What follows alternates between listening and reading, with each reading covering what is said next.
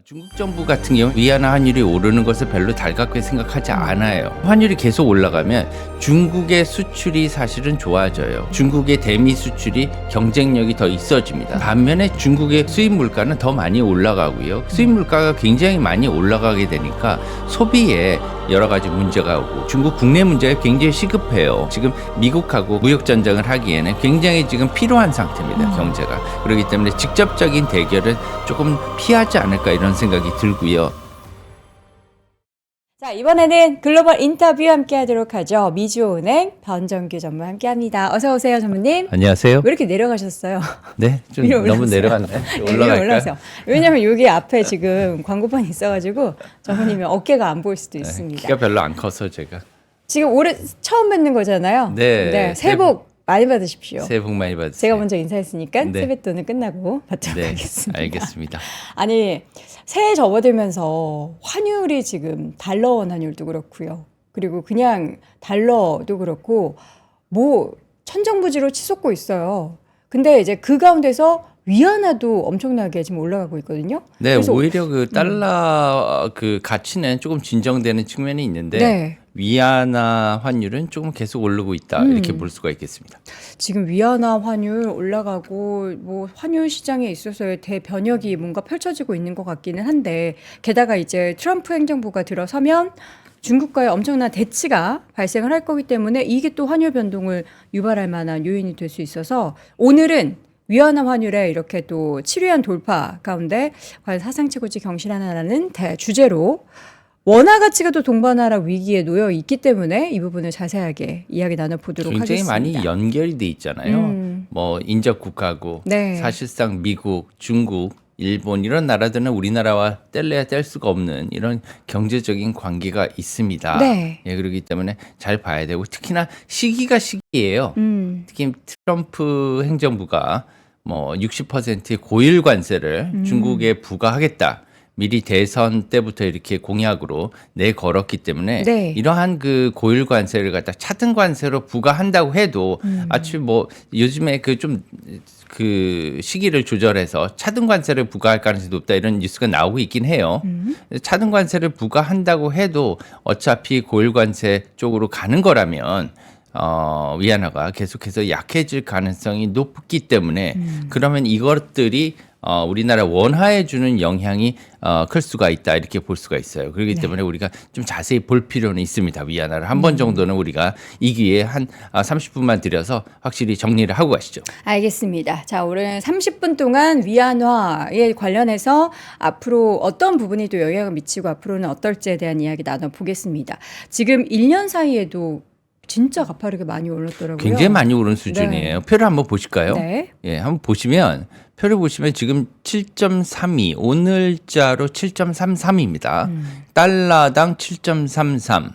트럼프 일기 때는요 이거보다 훨씬 낮았어요. 네. 사실상 트럼프 일기 때는 이 보시면은 2016년 말부터 시작해 2017년 이때가 이제 그 트럼프 대통령이 일기 때 취임했던 첫 해인데 그렇게 보시면은 지금 6.27 위안 여기서 시작해가지고 7.18 위안까지 올라갔었거든요. 위안화가 굉장히 약해진 첫 해는 그런 모습을 보여주고 있는데 이후에는 이렇게 높은 적이 없었어요. 왜냐하면 또 뭐 미국의 기준금리 인상도 있었고 그다음에 2019년 말 2020년부터 시작해서는 또 코로나19가 생겼거든요. 네. 그렇다 그렇다 보니까 달러 강세가 다시 일어난 그런 측면이 있는데 최근에 보시면 이게 7.34가 역대 최고 환율인데 네. 7.34 위안을 곧 돌파할 가능성이 있다. 물론 우리가 이게 위안화 환율이라고 하면요.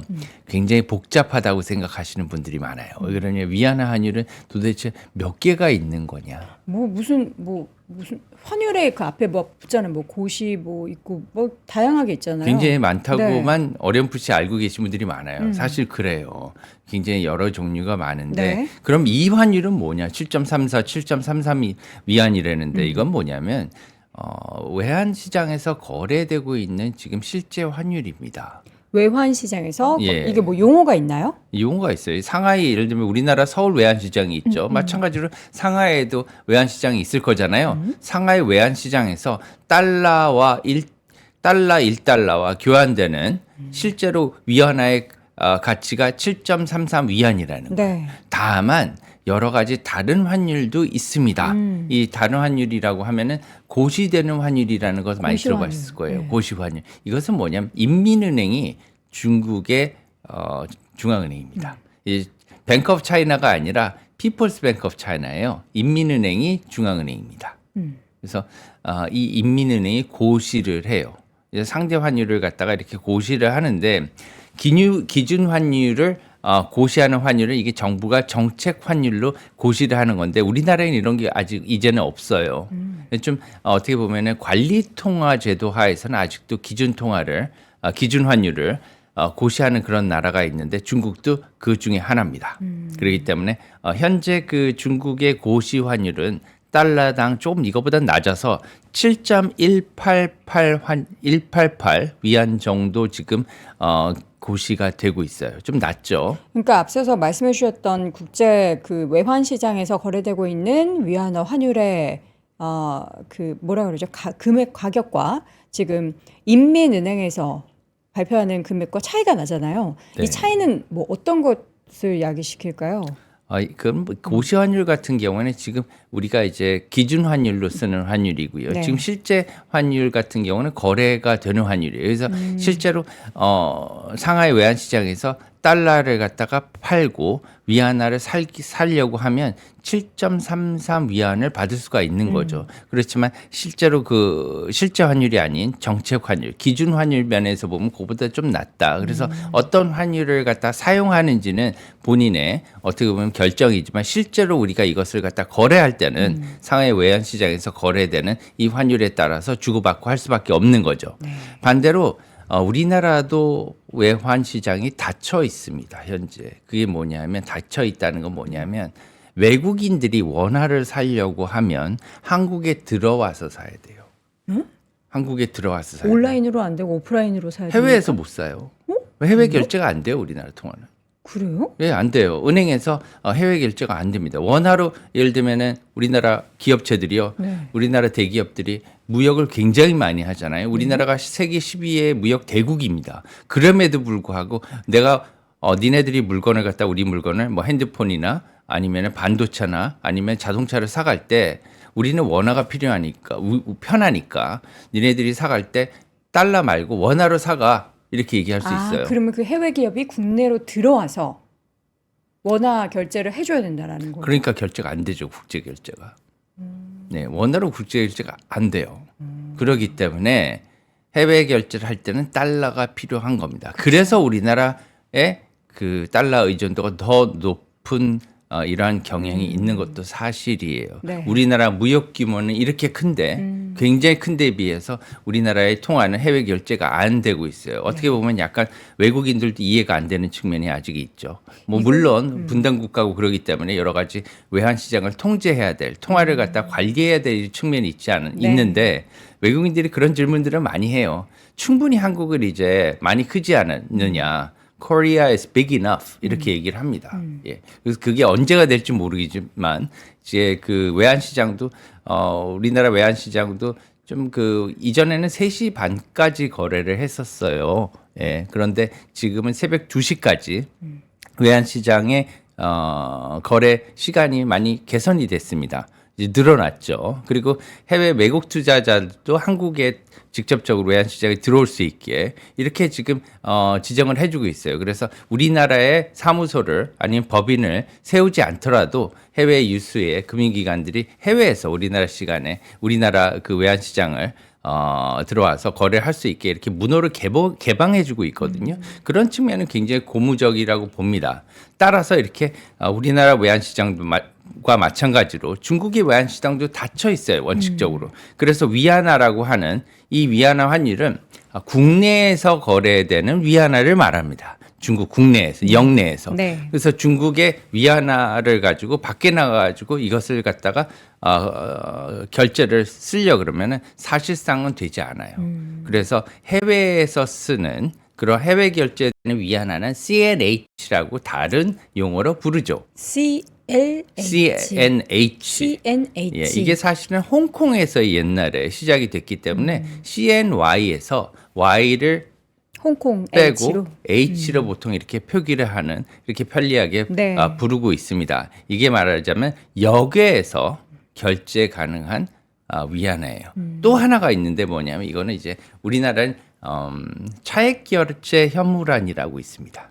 차액 결제 현물안. 현물안. 예, 선물안, 차액 결제 선물안. 선물안. 이걸 갖다가 non-deliverable forward라고 해요. 영어로는. 그래서 이걸 NDF라고 하거든요. NDF. 우리나라도 해외에서 역외에서 예를 들면은 국내에 들어오지 않으면 원화에 어떻게 보면 접근을 할 수가 없잖아요. 원화로 결제가 안 되니까 그러면은 우리가 원화를 주고 받아야 될 경우에는 외국인들끼리는 해외에서 그러면 우리 달러 환율로 그 차익만큼을 결제만 하면 될 거 아니니 이렇게 생각을 하는 거예요. 만약에 어떻게 주고 받아야 되면 네. 그러면은 그런 것들을 갖다 차익만 결제하는 방식을 갖다가 우리가 NDF라고 하는데 중국 위안화도 MDF도 있습니다. 왜냐하면 막아놨기 때문에. 그래서 이러한 여러 가지 통과가 있는데 가장 기본적으로는 지금 위안화 환율 7.33 위안이라는 거 그 중국 상하이 외환 시장에서 실제 거래되는 위안화 환율을 말해요. 네. 네. 자, 환율의 종류가 굉장히 많습니다. 이게 우리나라도 그렇고 지금 중국도 그렇고 이게 표현에 이제 닫혀 있다라는 표현을 쓰셨는데 그러한 상황 때문에도 그렇고 중국은 무슨 이유로 더 종류가 많은지는 모르겠지만 어쨌든 다양한 중국의 그 위안화 환율에 대한 종류를 말씀을 해주셨고요. 중국이 이제 기본적으로 위안화 패권을 갖다가 네. 지향을 했어요. 달러화에 대항하는 이런 강력한 위안화. 그런데 네. 또 어떻게 보면 통제력을 상실하긴 싫거든요. 이것을 갖다 버리기는 또 싫어요. 그래서 국내는 국내대로 하면서 네. 해외에서도 결제가 가능한 통화를 이제 만들기 위해서 외국인들이 사용해요. 그래서 다른 통화를 하나 사실 만든 거예요. 이러기 때문에 중국의 위안화 종류가 이렇게 더 많아졌다고 볼 수가 있겠습니다. 네. 국내에도 보면은 여기 있어요. 뭐냐면 어디요? 교통은행을 시내에 가보면 롯데백화점 앞에 을지로에 있어요? 교통은행이라고 돼 있습니다. 중국 교통은행.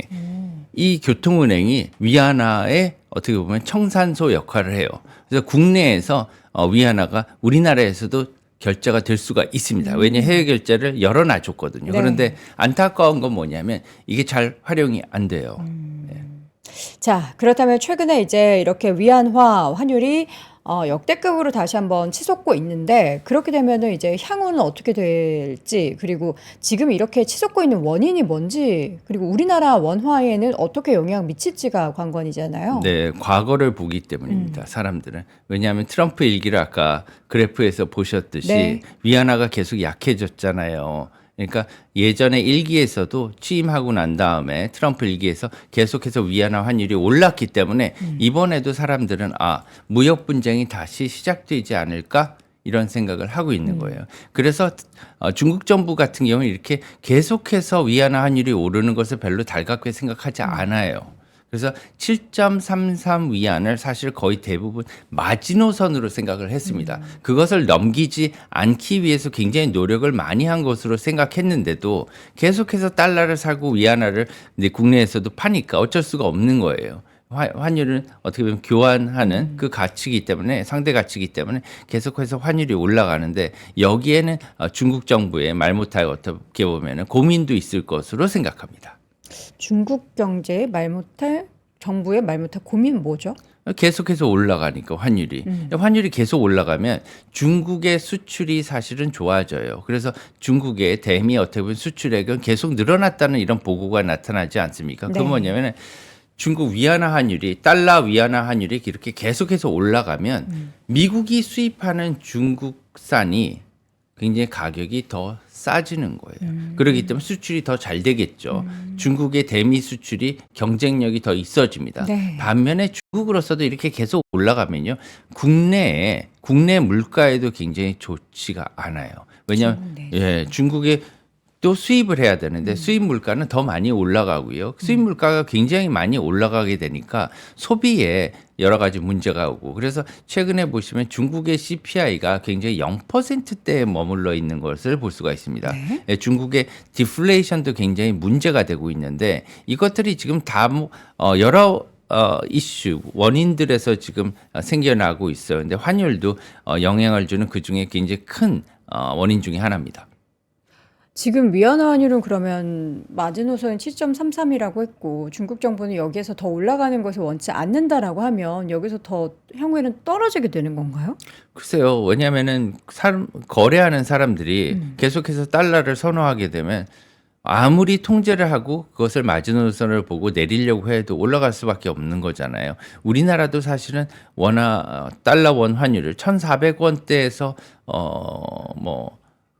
거래되게 하는 거 그렇게 좋아하지 않을 그쵸. 거예요. 너무 높잖아요. 부담스럽죠. 그런데도 뭐 달러를 선호해서 이렇게 올라왔는데 어떻게 할 수밖에 없잖아요.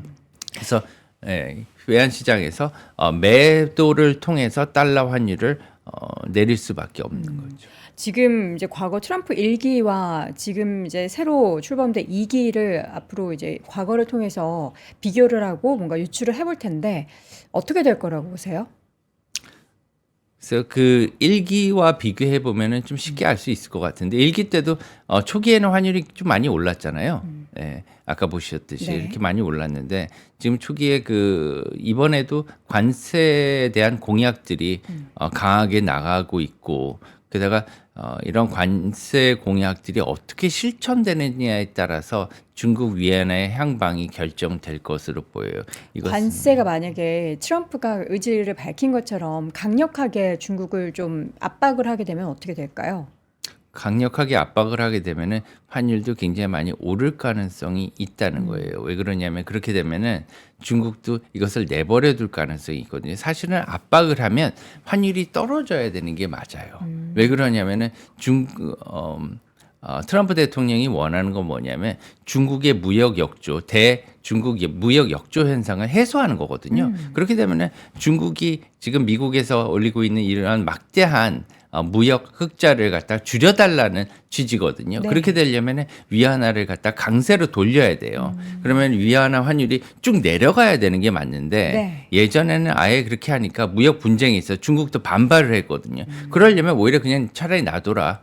예, 그러면서 오히려 사실상 방조한 거예요. 위안화 약세를. 네. 근데 지금과 같은 경우는 그런 식으로 갈 것이라고 생각을 했지만 현재는 그렇게 그래서 그 위안화 환율이 오르곤 있지만 장차 위안화 환율이 사람들이 생각하는 것처럼 계속 오를 수가 있느냐 저는 그렇게 생각하진 않아요. 뭐냐면은 앞으로 지금 그 중국 정부 같은 경우에도 예전에 2016년 17년 당시에 비교해서 지금은 중국의 상황도 녹록지가 않습니다. 그때보다는 어떻게 보면 부동산 문제도 있고요. 중국 국내 문제가 굉장히 시급해요. 게다가 경제도 디플레이션 상태로 지금 계속해서 경기 침체로 가고 있거든요. 이것을 갖다가 지금 미국하고 굉장히 무역 전쟁을 하기에는 굉장히 지금 필요한 상태입니다. 경제가. 그렇기 때문에 직접적인 대결은 조금 피하지 않을까 이런 생각이 들고요.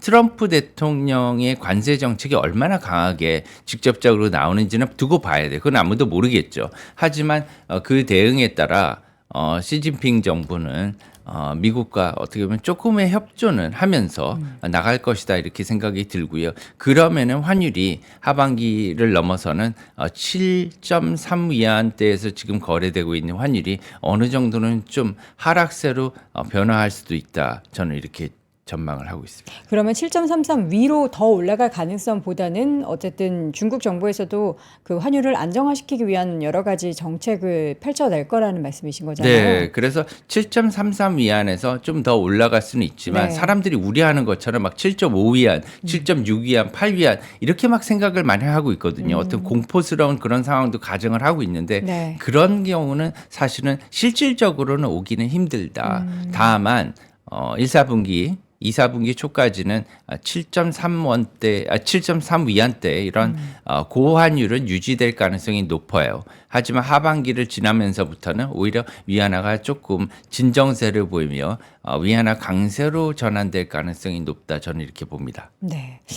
지금 중국에서는 기준금리를 계속해서 인하하고 있죠. 요것도 이제 뭐 환율에 좀 영향을 좀 주는 정책 중에 하나가 될까요? 네, 기준금리에 대해서 한번 알아볼까요? 오늘 뭐 중국을 확실하게 알아본다고 했으니까 네. 중국의 금리가 기준금리가 뭐고 어떻게 책정이 되는지 한번 한 5분만 보시면 금방 알 수가 있습니다. 네.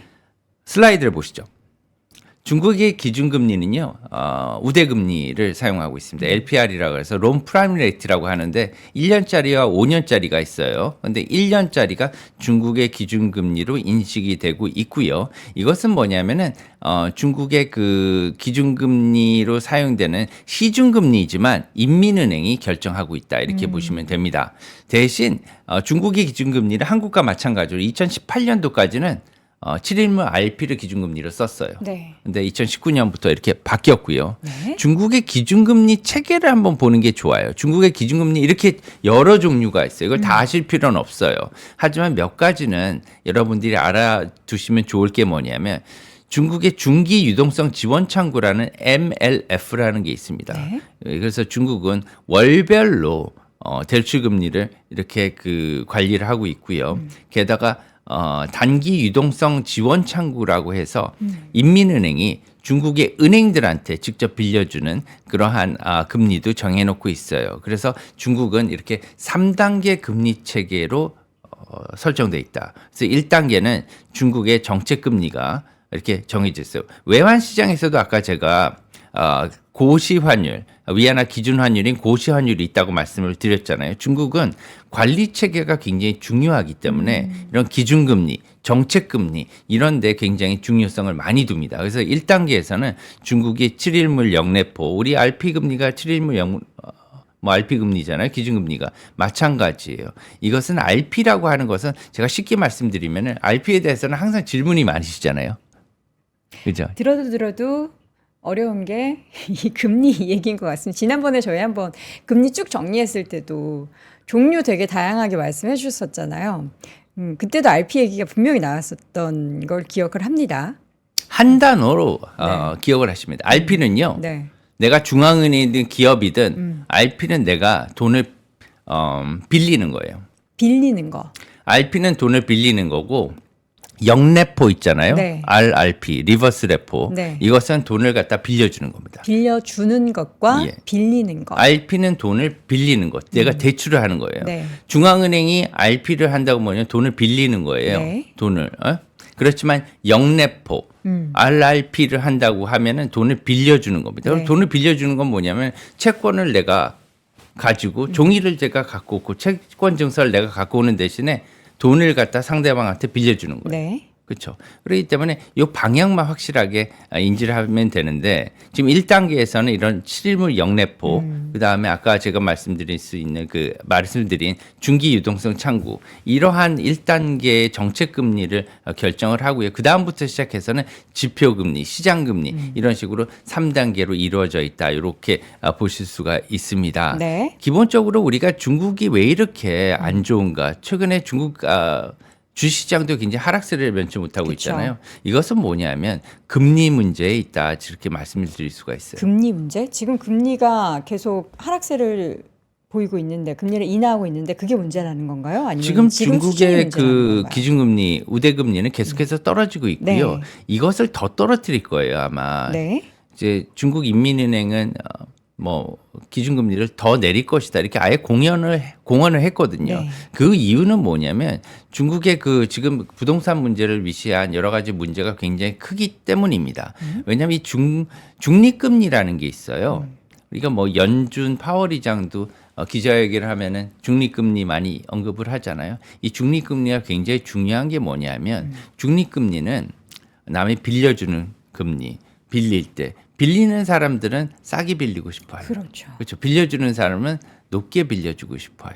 그렇지만 이 마음들이 아예 서로 다 어느 정도 맞는 금리가 중립금리예요. 이 중립금리 선에서 기준금리가 운용이 돼야 되는데 빌려주는 금리를 너무너무 낮게 했단 말이에요. 그렇다니 보니까 성장이 굉장히 컸죠. 인플레이션도 굉장히 크고. 그래서 서방에서 금리가 낮을 때 코로나 이전에 중국은 굉장히 많은 돈을 빌려와서 낮은 금리로 이것을 갖다가 경제 개발에 썼단 말이에요. 대부분이 부동산 개발로 많이 갔는데 그러다 보니까 경기가 떨어지고 버블이 꺼지니까 이것을 갖다가 어떻게 보면은 계속해서 차환을 하지 못하는 그런 단계에 이르는 거죠. 왜냐하면 버블이 꺼지니까 여기에 대해서 여러 가지 무리한 과잉 투자로 인해서 팔리지가 않았던 거죠. 네.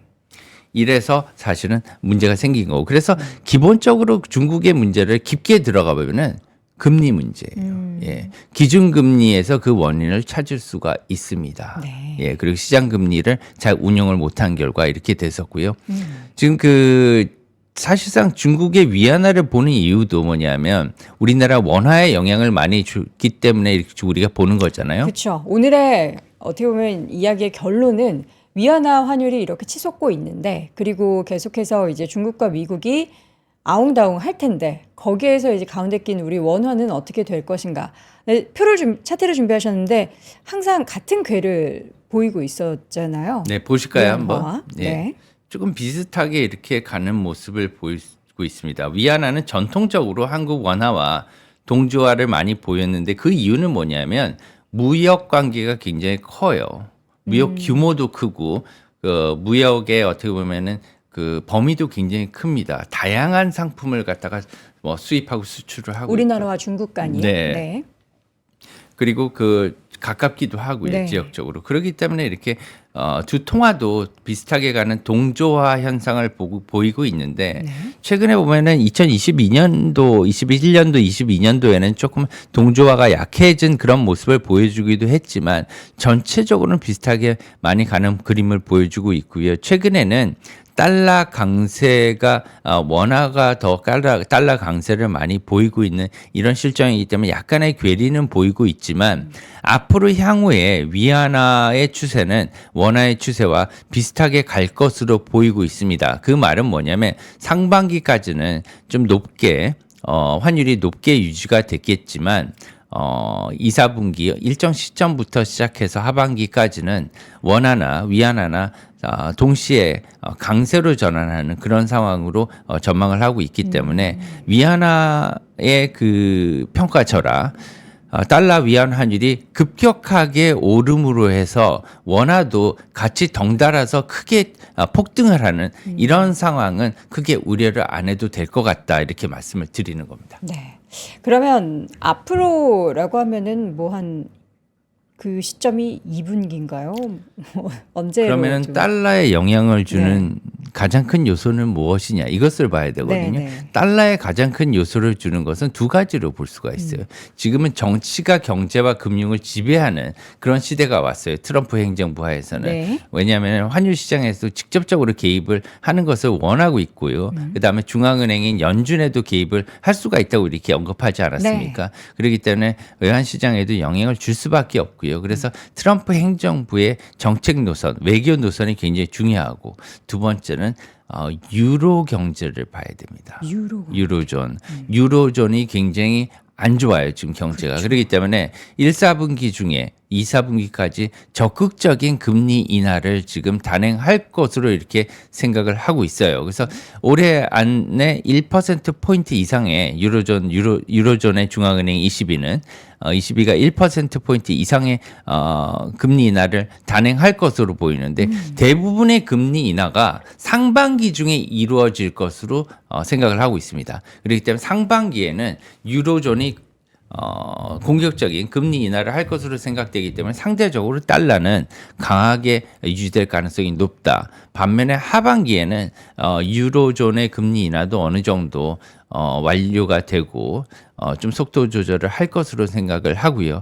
반면에 트럼프 대통령의 마가 정책이 굉장히 강하게 하반기부터는 들어갈 수 있다. 왜냐하면 상반기에는 여러 가지 부채 문제나 이런 것들 때문에 조금 조절해야 될 시간을 가질 그런 타이밍이 될 수도 있다고 보지만 하반기부터 시작해서는 트럼프 2기의 본격적인 경제, 외교, 정치적인 이런 현안들을 갖다 해결하는 그런 시기가 도래할 것이기 때문에 그때 당시에는 트럼프 대통령의 두 가지 정책적인 이 대들보인 약달러 정책, 그 다음에 저금리 정책 이 두 가지를 적극적으로 추진할 가능성이 높기 때문에 그렇습니다. 네. 지금 시점에서 이제 향후 트럼프 행정부가 들어서면 얼마나 중국을 빠르게 강하게 옥죄일지 환세로 아니면은 조금 느슨하게 생각보다 느슨하게 옥죄일지에 따라서도 중국의 위안화의 향방이 달라질 텐데 뭐 중국 금융당국도 가만히 있지는 않을 테지만 거기에서 이제 또 중간에 껴있는 우리나라 같은 경우에는 지금 중국과 위안화와 항상 그 원화가 동조화를 보이고 있기 때문에 여기에 있어서 우리가 원화의 향방도 다른 국가, 특히나 이제 중국에 관련해서 미국이 어떻게 대응을 하고 미국이 얼마나 공격을 하는지 여부에 따라서 달라질 수 있다라는 거 계속 지켜봐야겠습니다. 그 사실 실질적인 행보는 이제 1분기 그러니까 트럼프 행정부가 들어서고 나서 펼쳐질 것이기 때문에 또 이후의 변화는 또 우리 전문의 모시고 자세한 이야기 나눠보겠습니다. 자, 이렇게 해서 오늘 글로벌 인터뷰 이 시간 미주온의 변정규 전무와 함께했습니다. 전문의 고맙습니다. 감사합니다. 삶의 격을 높이는 9가지 지혜를 함께 나눕니다. 위즈덤 칼리지 시즌 2 영상 아래 링크를 클릭하시면 자세한 내용을 확인하실 수 있습니다.